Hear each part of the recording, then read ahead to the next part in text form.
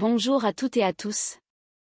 Aujourd'hui, on se retrouve pour le résumé complet et détaillé de Plus belle la vie, encore plus belle épisode 498, un épisode où la tension ne se contente plus de monter, elle explose, laissant derrière elle des vies brisées, des certitudes ébranlées, et une peur qui s'installe durablement.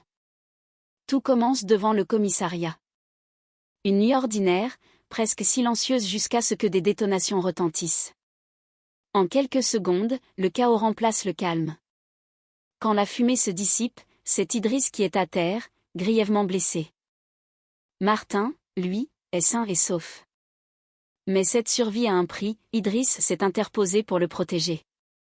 Une balle, un geste, et tout bascule. Autour d'eux, Patrick et Ariane tentent de garder le contrôle, mais l'urgence est totale. Chaque seconde compte. Idriss lutte pour rester conscient, une seule question aux lèvres. Martin va-t-il bien? Derrière cette scène bouleversante se cache une vérité plus inquiétante encore. Ce tir n'est pas un accident, et il ne vise pas seulement un homme, il vise un secret. Car Martin n'est plus seulement un adolescent effrayé. Il est devenu un témoin. Un témoin d'une violence qu'il n'aurait jamais dû voir. Une scène qui dépasse l'entendement, et dont les conséquences menacent bien plus que sa propre sécurité. Peu à peu, l'enquête révèle que ce qu'il sait pourrait ébranler un réseau criminel encore actif, prêt à tout pour effacer les traces du passé. La décision tombe alors, implacable, Luna et Martin ne peuvent plus rentrer chez eux. Plus de repères, plus de contacts, plus de téléphones. Une protection policière, un hôtel discret, et cette sensation étouffante d'être traqué, mène derrière une porte fermée. La peur s'installe. Le doute grandit.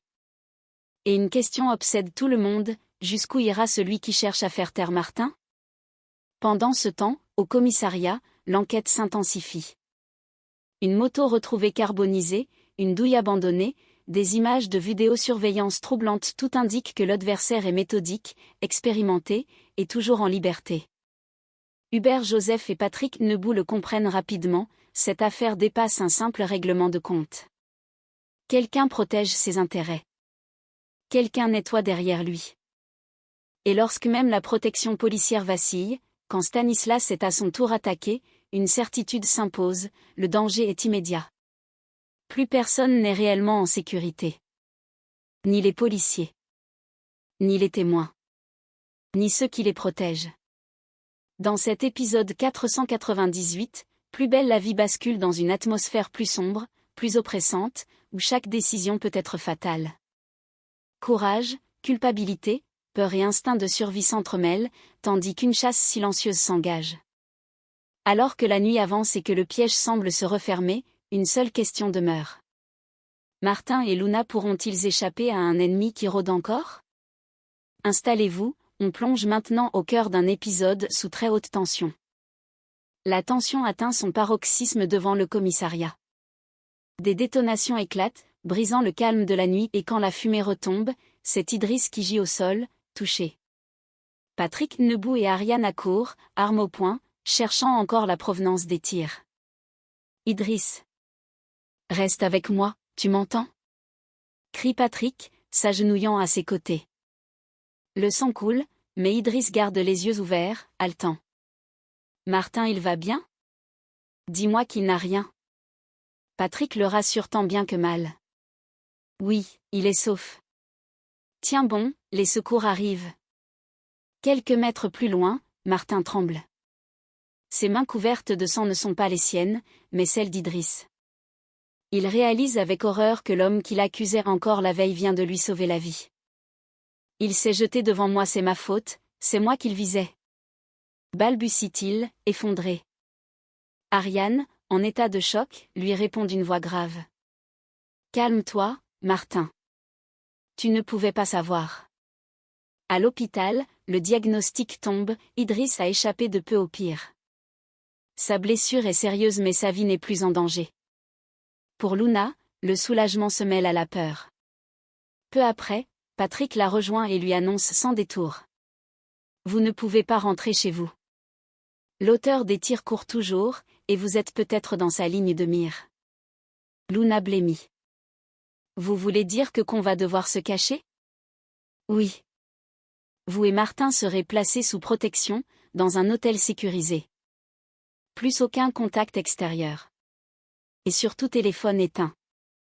C'est compris? Luna acquiesce, les yeux embués. Martin, silencieux, jette un dernier regard vers la chambre d'Idriss avant de partir. L'émotion est palpable, il sait que l'homme qu'il accusait d'avoir abusé de son autorité vient de risquer sa vie pour lui. Et dans les couloirs du commissariat, Patrick murmure à Ariane. On n'a pas fini de payer les conséquences de cette balle. Un épisode bouleversant, où le courage, la culpabilité et la rédemption se croisent dans un silence lourd de vérité. Au commissariat, le soulagement est palpable, Idriss est hors de danger. Boé retrouve Ariane dans le couloir, encore secouée par la fusillade. La balle a touché la hanche, pas d'organes vitaux. Il va s'en sortir, Ariane. Elle ferme les yeux, soulagée. Merci mon Dieu, j'ai cru qu'on le perdait. Boé lui répond plus doucement. Il va falloir être solide. On n'a toujours pas le tireur. Quelques heures plus tard, Patrick Nebou fait le point avec Stanislas Beaumont dans la salle de commandement. Sur les écrans, les images de vidéosurveillance tournent en boucle. La moto a été retrouvée dans un terrain vague à la sortie de Marseille. Carbonisée. Aucune trace exploitable. Explique Stanislas. Patrick serre les dents.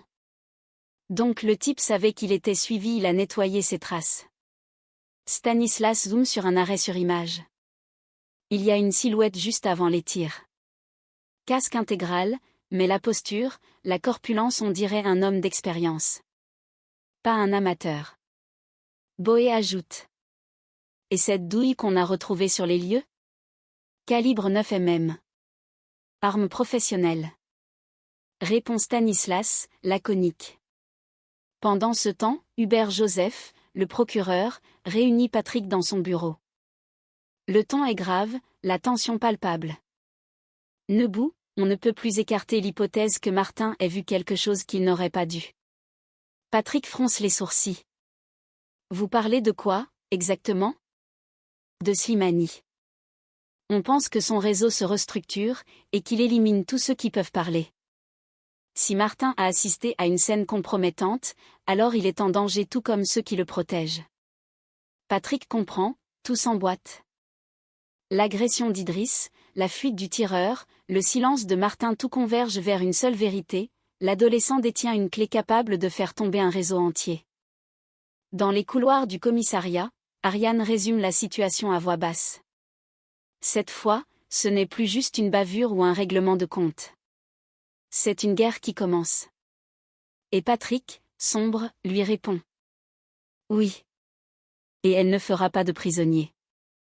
Dans le bureau du commissariat, l'atmosphère est lourde, presque étouffante. Martin s'assoit face à Stanislas, les yeux rougis, les mains tremblantes. Le capitaine lui parle d'une voix calme. Martin, je veux que tu me racontes exactement ce que tu as vu. Prends ton temps. Le jeune garçon inspire difficilement, puis lâche dans un souffle. J'étais dans un camion d'ouvriers. Je voulais juste qu'il me dépose plus loin, je voulais pas de problème. Ses doigts se crispent sur le bord de la table. Et là il y a eu un bruit. Un coup sec. J'ai vu un homme tirer sur un autre. Stanislas échange un regard silencieux avec Patrick, resté en retrait. Martin continue, la voix de plus en plus tremblante. Le deuxième, il a essayé de s'enfuir, mais l'autre l'a rattrapé et il lui a explosé la tête avec une pelle. Un silence glacial envahit la pièce. Les larmes montent, Martin tente de reprendre son souffle. Il a roulé le corps dans une bâche et il l'a mis à côté de moi dans le camion. J'osais plus bouger, je sentais son corps contre ma jambe. Il s'effondre, sanglotant. Stanislas lui tend un mouchoir, sans un mot. Puis il dépose devant lui une série de photos d'identité. Est-ce que tu reconnais l'un de ces hommes? Martin tremble, son regard s'arrête sur une image. C'est lui celui qui a pris la balle. J'en suis sûr. Patrick s'approche doucement. Et le tueur? Tu l'as bien vu? Pas complètement, il portait une veste de chantier et un bonnet noir. Mais quand il a tourné le dos, J'ai sauté du camion. Je me suis mis à courir. C'est comme ça que j'ai survécu. Le silence s'installe à nouveau. Stanislas ferme le dossier, le regard grave. Tu as eu beaucoup de courage, Martin. Ce que tu viens de dire va peut-être permettre de tout comprendre. Mais Patrick, lui, reste pensif. Car à travers les mots du jeune témoin, une certitude se dessine. Martin a été témoin d'un double meurtre probablement lié au réseau de Slimani, et l'homme qui a voulu l'éliminer rôde encore. À la pause déjeuner, l'ambiance au Mistral est un savant mélange de rire et d'agacement. Zoé picore distraitement dans son assiette, le regard fuyant. En face d'elle, Ariane et Jawad ne se cachent plus, regard complice, petits gestes tendres, éclat de rire partagé. Zoé finit par lâcher, exaspérée. Sérieusement, vous pouvez pas faire ça ailleurs? On dirait deux ados en plein flirt. Ariane rit, Jawad lève les yeux au ciel. Désolé, mais c'est ça, une ambiance familiale. Zoé se lève, prétextant un rendez-vous, mais son ton trahit un malaise bien plus profond. Un peu plus tard, au comptoir, Jawad se confie à Aya. T'as vu comme elle réagit? J'ai l'impression qu'elle me supporte plus. Aya, lucide, lui répond calmement. C'est normal. Elle a dû partager sa mère, maintenant elle partage aussi sa maison, faut juste éviter qu'elle se sente de trop. Jawad acquiesce, pensif. Je veux qu'elle sache qu'elle compte pour moi. Il esquisse un sourire. J'ai trouvé une idée, je vais lui offrir un t-shirt Best Sisté. Un vrai, pas un truc ironique. Aya le regarde avec tendresse. Fais-le. Même si elle fait sa forte tête, ça lui fera du bien. Au même moment, au commissariat, la porte du bureau de Patrick Nebou s'ouvre. Contre toute attente, Idriss apparaît, encore pâle, une légère boiterie perceptible. Patrick fronce les sourcils. Mais qu'est-ce que tu fiches ici? T'es censé être en arrêt jusqu'à demain. Je sais, commandant, mais je voulais faire le point sur l'enquête. Patrick soupire, mais finit par lui tendre un café. Toujours aussi têtu. Idriss esquisse un sourire fatigué. C'est pas parce qu'une balle m'a frôlé que je vais me mettre en pause. Je veux comprendre pourquoi on a voulu me descendre. Patrick hoche la tête, grave. Alors assieds-toi. On a du nouveau. Et crois-moi, ça ne va pas te plaire. Entre les tensions du cœur et la dureté du terrain, chacun semble marcher sur un fil fragile, prêt à rompre à tout instant. La nuit tombe sur l'hôtel discret où Luna et Martin ont été placés sous protection. Malgré le calme apparent, l'adolescent ne parvient pas à trouver le sommeil. Ses mains tremblent légèrement, ses yeux fixent la porte. Et si le type nous retrouvait? Il sait sûrement qu'on est ici, murmure-t-il, la voix brisée par l'angoisse. Assis sur le fauteuil près de la fenêtre, Stanislas Beaumont tente de le rassurer, d'un ton ferme mais apaisant. Martin, tant que je suis là, il ne t'arrivera rien. On a sécurisé tout le périmètre. Luna, elle, tourne en rond, frustrée de ne pas pouvoir prévenir Myrtha. Vous êtes sûr qu'on n'a pas le droit d'appeler? Même 5 minutes? Interdiction formelle, Luna. Le téléphone reste éteint. On ne prend aucun risque. Un peu plus tard, Stanislas descend dans le hall de l'hôtel pour effectuer une ronde. Son binôme n'est toujours pas arrivé. Le silence est presque inquiétant. Il scrute le parking, regarde sa montre, puis soupire. Bon sang, qu'est-ce qu'il fout? C'est à ce moment précis qu'il sent une décharge fulgurante lui traverser le corps. Un tasé. Son corps se fige, puis s'effondre lourdement au sol. L'agresseur reste hors champ, silhouette sombre fondue dans l'ombre. Le danger vient de frapper à nouveau. À l'étage, Luna se fige en entendant le bruit sourd depuis la fenêtre entr'ouverte. Elle s'approche, et son sang se glace. Stanislas est à terre, immobile. Mon Dieu non, souffle-t-elle. Martin comprend aussitôt. Il nous a retrouvés, hein? Luna attrape son sac et le regarde droit dans les yeux. Écoute-moi bien. On ne panique pas. On sort par l'escalier de service. S'il croit qu'on est encore dans la chambre, on a une chance. Ils quittent discrètement la pièce, se faufilant dans le couloir désert. Leurs pas résonnent faiblement sur le carrelage. En bas, le couloir est plongé dans la pénombre. Luna chuchote. On descend vite, et on ne fait pas de bruit. Mais au détour du couloir, une ombre bouge. Un souffle. Un froissement de tissu. Le tueur est tout près. Le piège se referme. Et cette fois, Luna n'aura peut-être plus le temps de fuir. Et lorsque le silence retombe, il n'apporte aucun apaisement. Au contraire, il pèse plus lourd encore que les coups de feu qui ont déchiré la nuit. Car dans cet épisode 498 de Plus belle la vie, encore plus belle, une certitude s'impose peu à peu, rien ne sera plus jamais comme avant. Idriss est en vie, mais cette balle laissera des traces. Pas seulement sur son corps, mais dans les consciences. Elle rappelle à tous que protéger peut coûter cher, très cher. Pour Martin, la culpabilité devient un fardeau presque insupportable. Survivre, ici, n'a rien d'une victoire. C'est un poids, une responsabilité, une peur qui ne le quitte plus, même à l'abri derrière des murs censés le protéger. Luna, elle, avance désormais avec l'instinct d'une mère prête à tout. Fuir, se taire, obéir aux consignes mais surtout rester en alerte.